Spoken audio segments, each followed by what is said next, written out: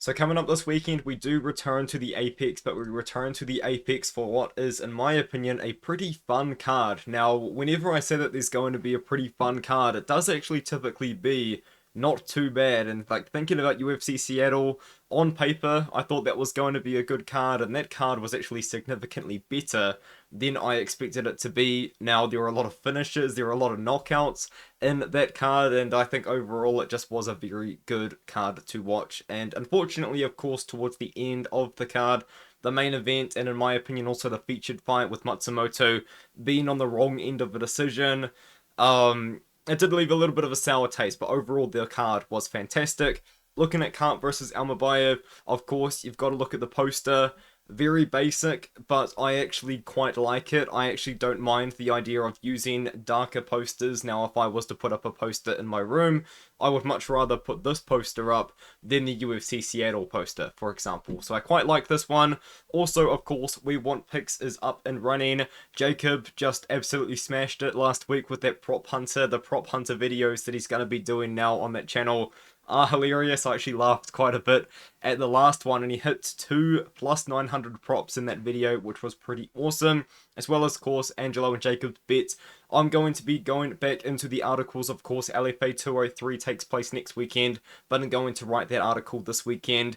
And that's kind of it. Bet Sam is doing his thing on there. Unfortunately, had a pretty tough call on the decision between the Matsumoto fight, but aside from that, did also crush it last week.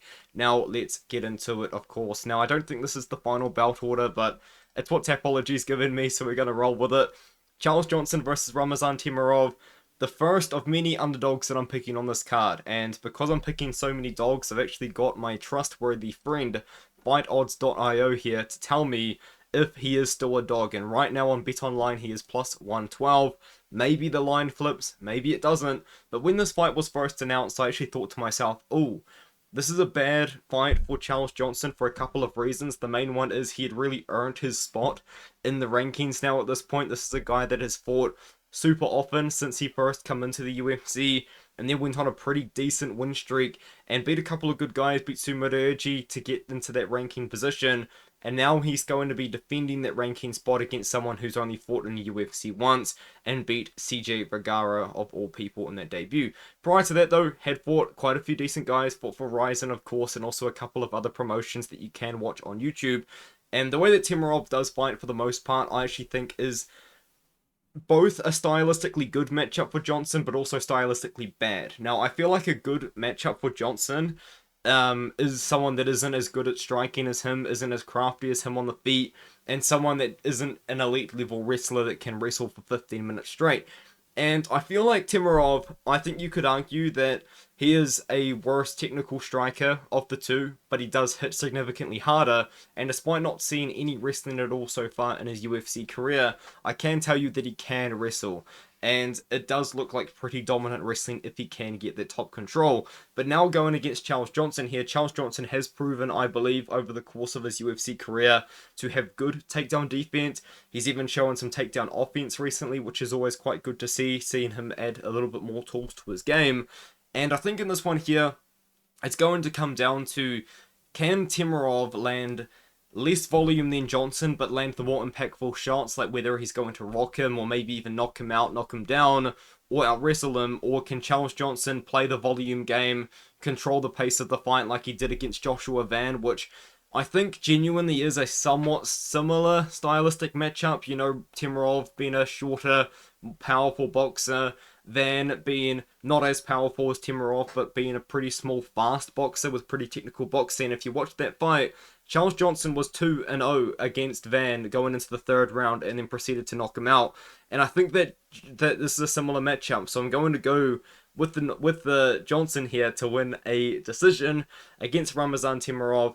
Now, it is going to be pretty tough because he is the underdog here for a reason, but I do think that Johnson can go out there, get it done, keep the fight on the feet, and find some pretty good volume to win a decision in this fight. Now we move up to Montana De La Rosa fighting against Luana Carolina. Another underdog that I am picking. She is plus 115 right now on BetOnline.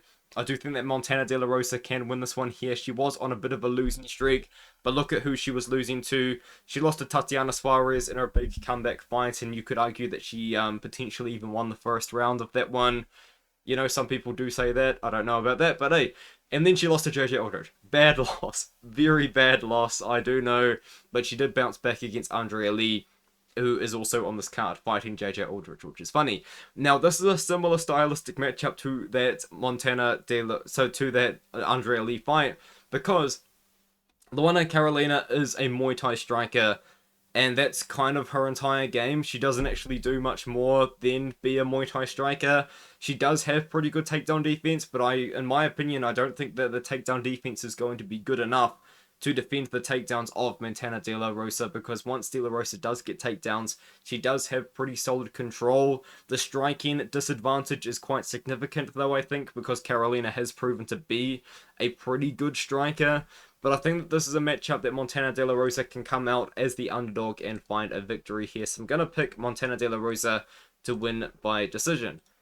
And now we move up to Lucas Almeida versus Danny Silva. Now, I'm not going to be picking the underdog in this matchup, but I think that there is a very good case for picking the underdog here, because you could argue that this is going to be a mostly striking matchup, and one of these two fighters, well, I guess both of them do, but one of these two fighters in particular has very bad striking defense, and that is Danny Silva. Danny Silva, he went out there, just absolutely smoked Angel Pacheco on the Contender Series, just dominated them there, but Pacheco, you know, despite just getting smoked the whole time, was pretty tough, landed some pretty good shots. And then against Culibao, he went out there, and I thought this was a very impressive performance from Culibao. Was able to actually look really good in the boxing, really mixed up the boxing to the body quite effectively in that matchup, and also was able to find his own offensive wrestling success. Now he takes on Almeida. Almeida is a striker that's very dangerous, and this is why you could make the argument for him to beat Danny Silva, because Danny Silva's striking defense, it's just not super great, and when you are taking on someone that is pretty big for the division, that is pretty powerful for the division, that's where you are going to potentially find some problems. And maybe there will be people out there trying to fade him, but I am going to be picking Silva here, and the reason is the fact that he mixed in so much wrestling against Culibao tells me that he should be able to mix in the same amount of wrestling against Lucas Almeida. Lucas Almeida, pretty bad takedown defense showcased in the UFC so far. Got smoked by Pat Sabatini, was knocked out by Philly pretty quickly, but one thing that we do know about Almeida is that the wrestling defense is it's a bit of a weakness in his game, and I think that Danny Silva, despite taking a step up in competition here, I think he can get past it. Now, you could say, oh look, Timothy Kawamba is similar to Danny Silva, because they're both pretty good technical boxers. There is a big difference between these two guys. Danny Silva is significantly more aggressive, and he's got a lot more heart than Timmy Kawamba does. Timmy Kawamba has shown, I think, in every single loss so far of his career, that he will fade a little bit towards the end of the fight, or if things aren't quite going his way, he can't quite make the adjustments. And I think that Danny Silva can. You know, Danny Silva can wrestle, he can strike, and I think that's the difference between those two matchups that this is going to be. So I like Silva to mix in the boxing with the wrestling against Lucas Almeida here. And now, Andrea Lee, a pretty legendary losing streak at this point. It is a wonder how she is still on the roster. I don't know how long her contract was, but I find it very hard to believe that it was longer than 5 fights, so she probably signed a new contract like around this time period. Lost to Montana De La Rosa, was out wrestled in that matchup, and now she takes on JJ Aldrich, who is at this point a veteran of the UFC. You know, she's fought for the UFC 15 times, but to be honest with you guys, I'm kind of sick of vouching for JJ Aldrich, man. Like, I feel like every time people talk down on JJ, I always say something like, dude, like she's fought for the UFC 15 times. Like, of course, you know, she's going to have a pretty spotty record there and there, but she just doesn't really like excite me that much. Like, she just doesn't really do anything like in particular that's super elite. Like, the thing about Andrea Lee, despite having one of the most legendary losing streaks in the promotion right now, I can say that Andrea Lee's a very good Muay Thai striker, and that is what she's good at. And I think that she is going to be the much better striker in this matchup out of these two fighters. And I personally don't see JJ Aldrich finding just the same amount of success in the wrestling that Montana De La Rosa did. And you could say, oh, that's a really bad take because JJ Aldrich beat Montana De La Rosa and there was grappling and wrestling in that fight. Yes, that's true, but I think that just styles make fights, and in this case, I think that if the fight's on the feed, I think Andrea Lee can score just a lot more than she could against De La Rosa, if that makes any sense at all. I mean, at the end of the day, we're picking a fight between a girl that's 0-5 in her last 5 and 2-3 in her last 5. It's like, if you're putting money on this fight, man, I just don't know. But I am going to pick Andrea Lee as a plus 163 underdog here. I mean, maybe there is just something to the losing streak and she'll never be able to pull it back. But, like, I don't know, man. I mean, this is a big step down in competition from where Lee was fighting just a few years ago at the top of the rankings, is all I will say. Now, Douglas Silva de Andrade, the man that is defying age right now, is fighting against John Castaneda. Honestly, both guys, like, in my opinion anyway, fight in a somewhat similar way. Very aggressive strikers. I think the difference that you could make is that John Castaneda, out of the two, is probably more likely to mix in wrestling in this matchup. Douglas Silva de Andrade, he hits very hard, he's very aggressive, but age is starting to catch up to him, and in his just most recent fight against Miles Johns, yes, it is Miles Johns, but he did start to show a little bit of that wear and tear and a little bit of that age catching up to him. John Castaneda, been on a pretty good run, been on a pretty fun run in his career so far. Was beating Daniel Santos, like he was beating the crap out of Daniel Santos for quite a bit, and then Santos, of course, made that legendary shoot-to box comeback, beat Muin Gafarov, and Kang Ho Kang is a pretty tricky veteran, even though I think he's not in the UFC anymore, which is quite sad. But I think in this matchup against Douglas Silva de Andrade, he's the younger guy. He's going to be the more aggressive guy out of the two, in my opinion. I think even then, if he's not more aggressive, I think the more confident is going to be Castaneda, because he is on, although he lost to Marcos, he is still on a pretty good run, I would say. And out of the two, if he wants to mix in the wrestling, he can. I think he probably will, which is why I'm going to side with Castaneda in this matchup. I think that there is a very good chance that there could be a knockout on either side, but I'm going to pick the decision here in this fight. Now, Ricardo Ramos fights against Chepe Mariscal. Chepe Mariscal is not minus 420. He is. And I'm not, I personally don't see it. Minus 475 in this matchup. You're telling me that he's paying nearly $1.20 just to win this fight? Personally, I think it's a bit wide, but Chepe's been on a run right now. Of course, got that pretty big win, whereas of Jack Jenkins was by injury, but he did just slam him with the judo throw. And since then, he has found a bit of success from there. Chepe Mariscal, he's got that national kickboxing background. I believe when he signed to the UFC, he was on the national kickboxing team of Team USA, and of course he's got his judo background, he's got his good grappling, and he's scrappy, man. I mean, this is a guy that's found a lot of success so far. He's on a big win streak in the promotion, and in my opinion as well, I think you could argue, probably does deserve a higher ranked guy than Ricardo Ramos, but maybe the UFC doesn't like Ramos for whatever reason. But I think that this is a good matchup for Mariscal. I think on the feet, this is Mariscal is going to have a pretty significant striking advantage, and the only way that Ramos really does find like a lot of his wins is in the pure grappling. And you know, I mean, he knocked out Danny Chavez. This Danny Chavez though, he was a bit useless. But I mean, I don't know. I just kind of, you just gotta look through it, and I just think no. I just can't justify Ramos beating Mariscal here. I think Mariscal is just going to beat him up on the feet and probably find a KO. Now, when Chepe does make that big step up in competition, he starts to fight the harder hitting guys at this weight class.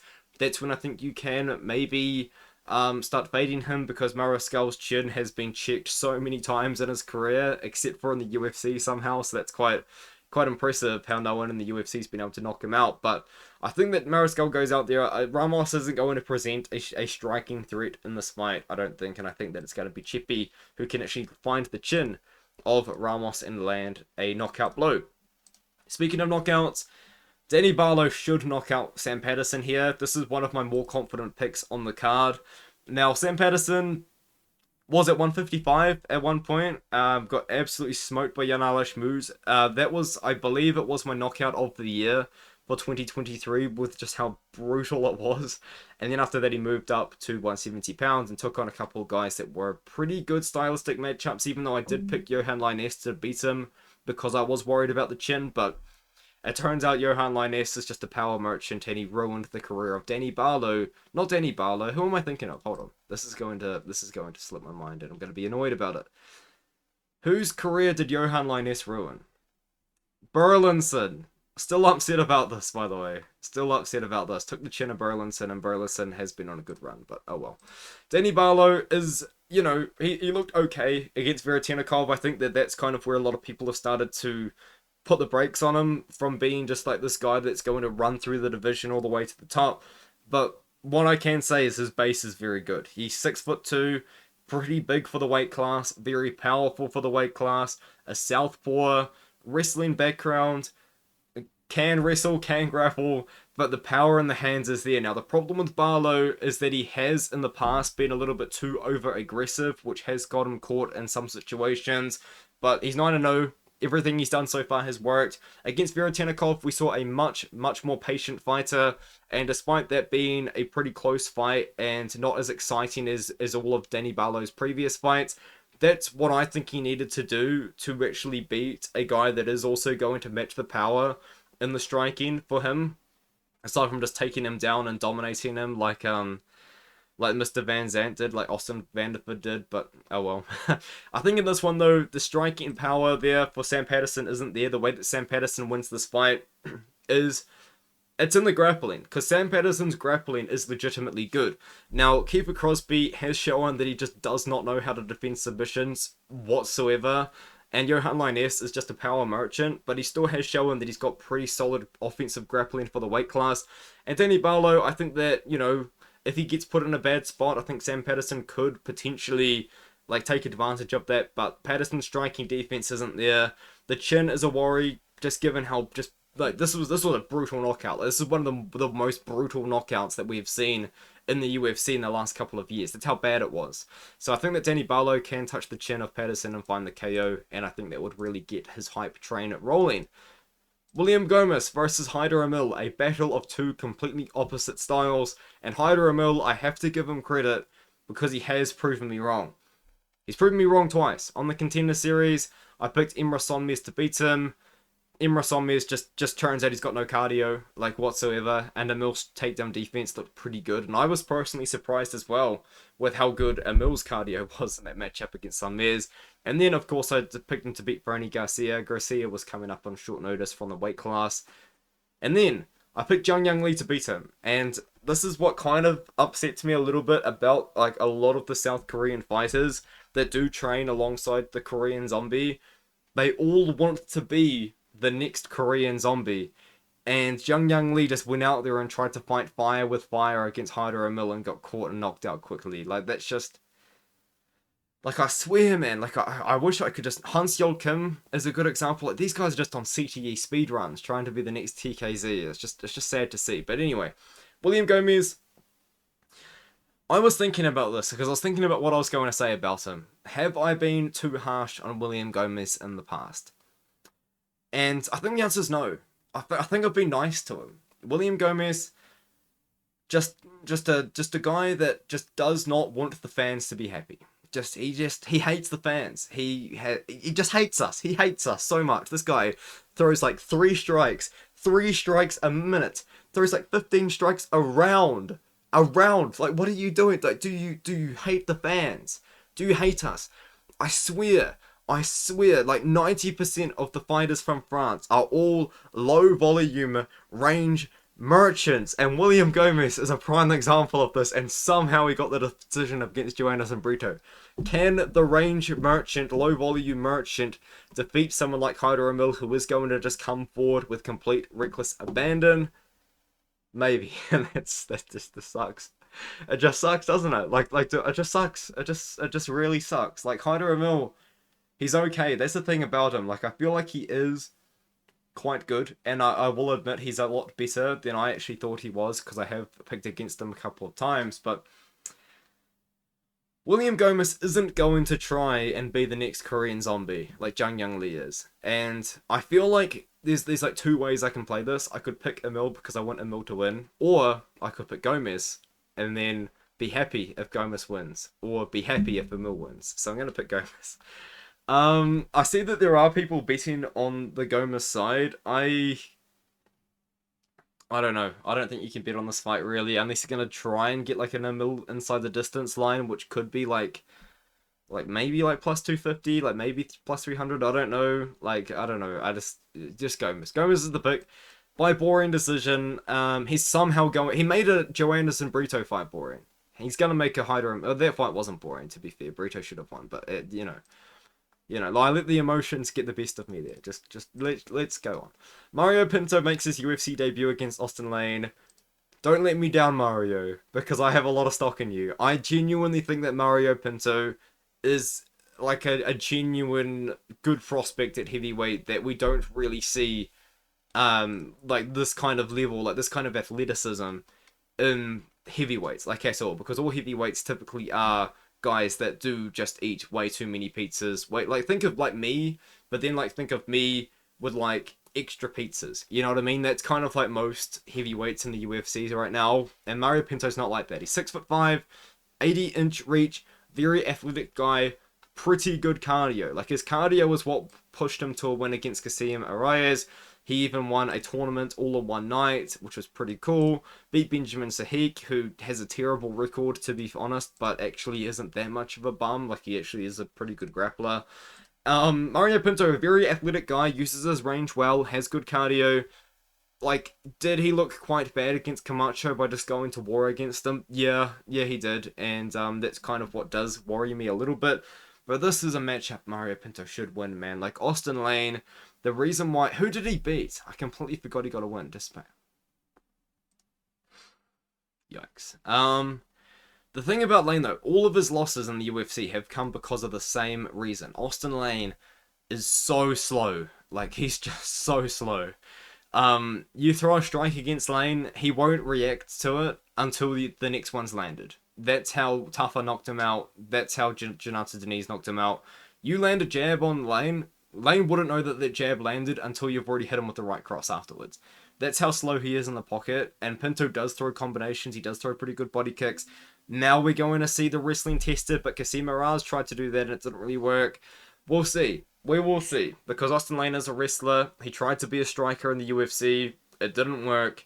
Let's see if he tries to take down Pinto. If Pinto loses this fight, there just are no good heavyweight prospects left. There's just none. So, I mean, like, we really need Pinto to win. Otherwise, we're going to be relying on Danilo Vovedkin. So, that could be a pretty harsh reality to be a part of. Now, Nasrat Haqparast fights against Esteban Ribovics. Haqparast typically has a good chin. Ribovics, ridiculously aggressive guy. One of my favorite fighters in the promotion. In my opinion, one of the best Dana White's Contender Series performances we've ever seen when he went out there against Thomas Paul.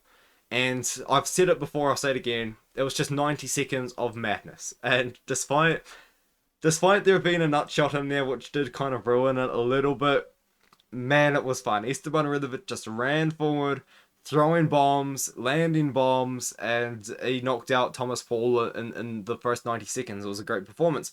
Into the UFC, Razorbob fights him on short notice.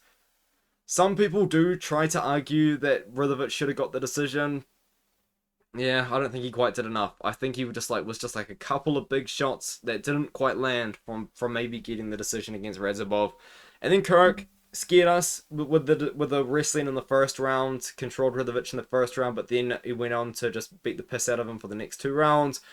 Then he knocked out McKinney in a pretty viral KO, one of the best KOs of the year. Edits were made of that fight, which were pretty brutal for McKinney, I'll be honest. And then, of course, he went to war with Zellhuber.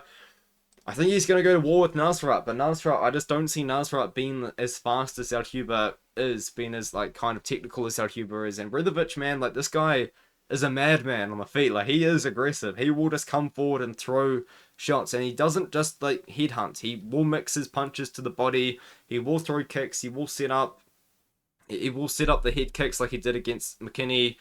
And I think that it's them against Haqparast, man. I think that Haqparast is going to be a little bit of a step behind on the feet against Ribovics. Now, Haqparast is on a run of his own. Haqparast can wrestle quite well himself, but we have seen Haqparast taken down before. Ribovics ain't going to be offensively wrestling, though, I can tell you that much. So I think that Ribovics just goes out there in a mostly striking matchup as the better striker And I think he does land that KO blow. And I think from there, we could really see Ribovics maybe take a big step up in competition, potentially. Co-main event, Brundage versus Marquez. Two guys that are probably fighting for their jobs right now. I mean, what is it? Like, at this point, is it a battle of the chins, potentially? Because we've seen Brundage, like, genuinely hurt with back of the head shots twice in a row now. Where was it? Oh, it was a win. I forgot. Like, a lot of people disagree with me on this one. Like, the reason for the DQ was because of the intent. Jacob Malkoon, what are you doing throwing an elbow downwards in that position? He did hit the back of the head of Brundage clear as day, and then he went on to beat Zach Reese with the slam, and then he lost to Barlow. Here's one thing about Cody Brundage that frustrates me, and I have fallen for it like an idiot for 2 years now. I'm not even joking. For 2 years, we've been hearing from him, we've been hearing from his gym, we've been hearing from his training partners. Cody Brundage's striking is getting better. Cody Brundage's striking is getting really good. I have never seen it. I have never seen it. Ever. His big opportunity to showcase his striking that had supposedly been improving like rapidly over the last 18 months prior to this fight was against Barlow. And what did he do? I'm not even joking. He just made a fool out of himself. He spent the whole time throwing spinning back fists, throwing spinning wheel kicks, throwing spinning body kicks. Like, you've been improving your striking for 18 months. And instead of just becoming like better technique at throwing jabs, like coming up with better timings to counter hooks, to counter anything, like instead of just improving your footwork and your movement to avoid big shots, you were learning spinning wheel kicks. I'm tired of it. I'm tired of it, man. I am. Cody Brundage's striking hasn't gotten better in the last 2 years because we've never seen it. Now, Marquez. What is Marquez going to do in this fight? He's going to come forward. He's going to bomb away. But I don't think it's going to matter. You know, I feel like at this point, Cody Brundage is probably just going to out-wrestle him. Brundage is the underdog here because the striking defense is a bit average. The striking offense hasn't improved in 2 years, despite the lies that we have heard for years. I think that Brundage, though, he is quite good. Now, he doesn't have the best record, but he is quite good. And I do think that he can out-wrestle Marquez in this fight. He's just going to have to avoid big shots because Marquez is going to try and knock him out. If you remember as well, Marquez went on that submission streak kind of at the start of his UFC career, which was all with defensive submissions, typically. I think in this one, though, we're going to see Brundage go out there and wrestle Marquez to a decision win, in my opinion. I do quite like Marquez, to be honest, because he is a disc golfer.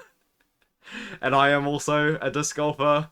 Discraft, hit me up. But, no, for real, though. I think that Cody Brundage should be able to out-wrestle him, even though he does frustrate me quite a bit. I think Brundage wins. Brundage is the underdog, plus 155.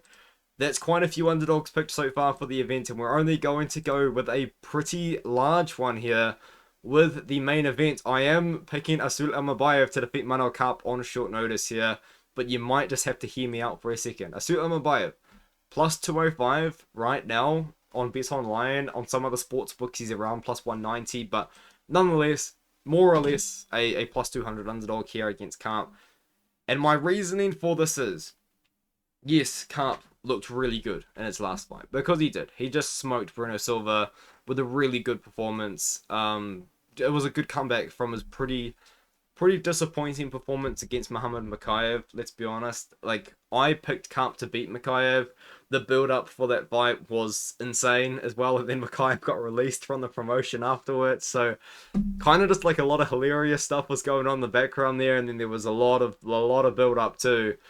And just kind of resulted in a terrible fight, and in my opinion, a pretty bad performance from Manel Kape as well. We didn't see Manel just let go in the striking at all, and we didn't even really see him defend the takedowns.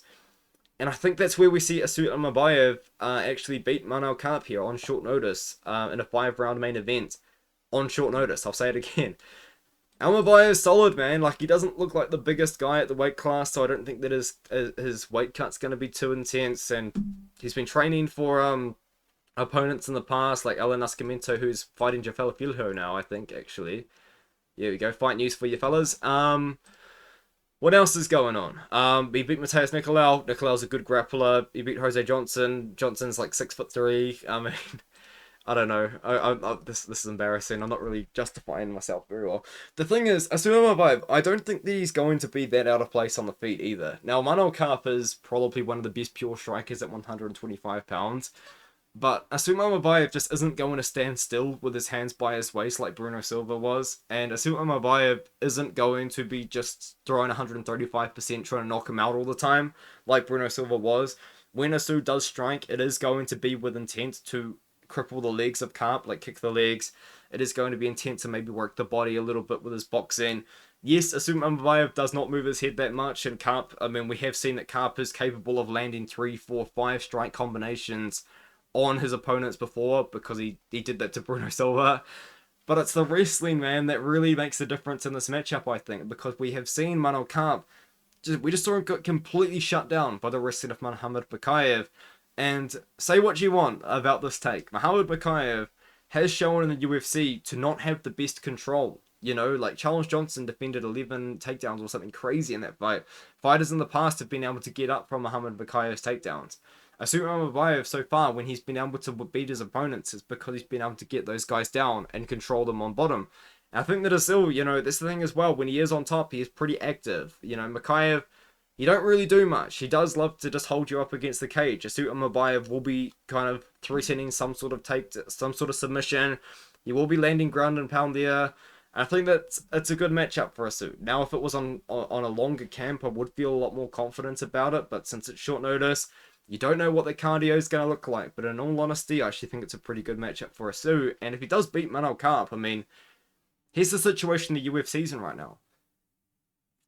Alejandro Pantoja has beaten everybody in the division. He's even beaten Manel Kape. He's beaten Kai Kara France before, and they're going to run the rematch at UFC 316, I think is what the news is now. Shout out to Benny P for that one. And Asu Almabayev has not fought Alejandro Pantoja. They brought in Kai Asakura from Ryzen to fight Pantoja because no one like Pantoja cleared out the division. That's the definition of clearing out the division. I feel like if Asu Almabayev beats Kape on short notice, I mean, I think it would be logical to do that instead of like a fourth fight with Brandon Moreno, because Brandon Moreno has lost 3 times to Pantoja already. Anyway, let me know what you think in the comments below. I'll see you guys in the next one.